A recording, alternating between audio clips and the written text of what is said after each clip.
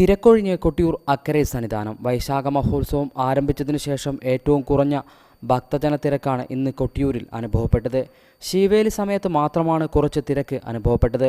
ലോക്സഭാ തിരഞ്ഞെടുപ്പ് വോട്ടെണ്ണൽ ദിനമായതിനാലാകാം ചൊവ്വാഴ്ച കൊട്ടിയൂരിൽ ഭക്തജനങ്ങൾ കൂടുതൽ എത്താതിരിക്കാൻ കാരണം.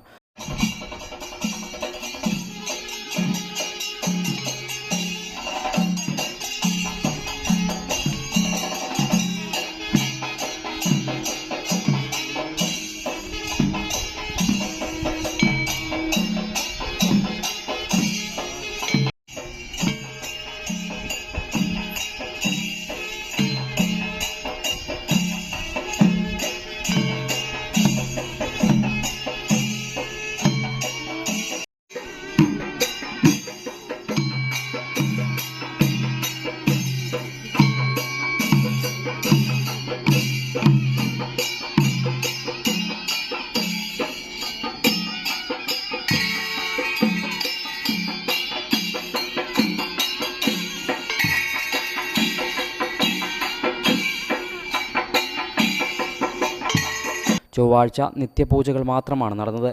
നാലാമത്തെ ആരാധനാ പൂജയായ രോഹിണി ആരാധന വ്യാഴാഴ്ച നടക്കും.